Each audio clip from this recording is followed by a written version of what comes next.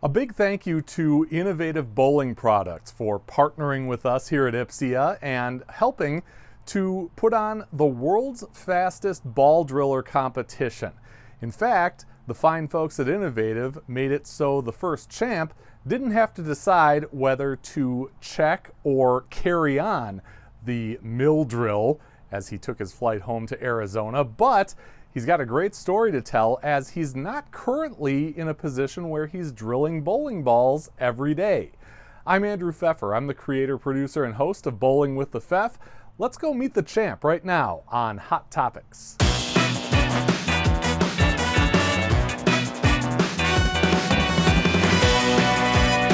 And now that the Ipsia Pro Shop convention and showcase is behind us, the ball dust has settled. There can only be one, and we have the winner of the world's fastest ball driller competition, DJ Kneifel, who is the director of operations at Virtue Bowling Supply in Arizona. DJ, welcome to Hot Topics and congratulations. Yeah, absolutely. Thank you for having me. It's a pleasure to chat about it and talk about it, and it turned out to be a great kind of foot in the door for getting to know everybody in the industry. Yeah, for sure. Let's kind of start out with how you prepared for the competition. What did you do to get ready? So I actually didn't practice much for it, as poor as that sounds, but I did look over the spec sheet a handful of times, kind of made sure that I had the steps in the process down for where I was going. I anticipated practicing for it, but just didn't have the time. And wasn't able to put any holes in balls before we got to the competition.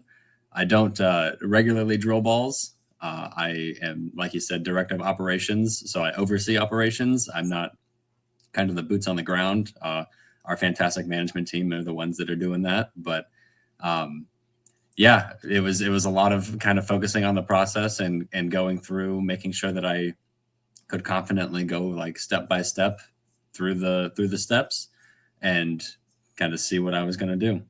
Yeah, that's awesome. I mean, that kind of goes to show that a lot of different kinds of bowling industry pros, pro shop operators can not only compete in this thing, but also win. So walk us through what happened. What was it like for you to kind of go through the process and ultimately win the whole thing? Yeah, it was awesome. There was a lot of great competitors out there and a lot of pro shops from around the United States, which was fantastic to see. There was a handful of different ways to go about the process. I mean, we all had the same spec sheet. We all had the same process that we were expected to go through. And the differences that you could see between how I would go about it and how somebody else would go about it was pretty impressive. There's definitely more than one way to get the job done. My way just happened to be the fastest this time, but that's what it is.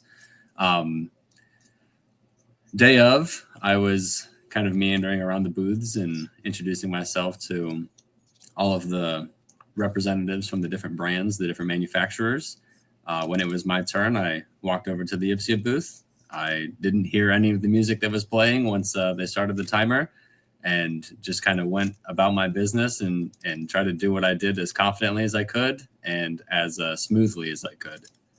Yeah, and that worked out. And despite the fact that this is kind of an exhibition type event, you've got the background. You've done the jobs. You've drilled bowling balls, obviously. You've worked with customers. Can you tell us the things that maybe you or the people at Virtue typically concentrate on in the process of either drilling a bowling ball or really providing great customer service to the bowlers that count on you? Yeah, absolutely. Bowling is a very customer centric industry, and it is very highly personable. So each individual that is a bowler has their own setup, has their own fit, has their own mechanics, their own equipment that works best for them. So it's highly personal. What we focus on, or what we try to focus on through the process of, like you said, drilling balls or serving customers, is kind of tailoring the experience to that individual and serving their needs rather than other than the name of the competition, trying to do it as fast as you can.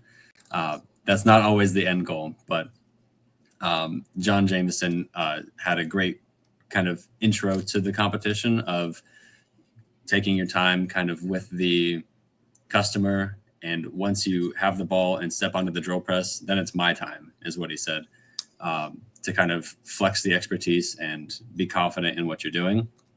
So kind of taking that same framework, being customer centric, focusing on the needs of the customer and how we can address, whether through unique solutions or different outcomes for different customers, and focusing kind of on the end goal of making the customer happy and keeping them in bowling, keep them coming back, and keep them participating in the sport that we all love.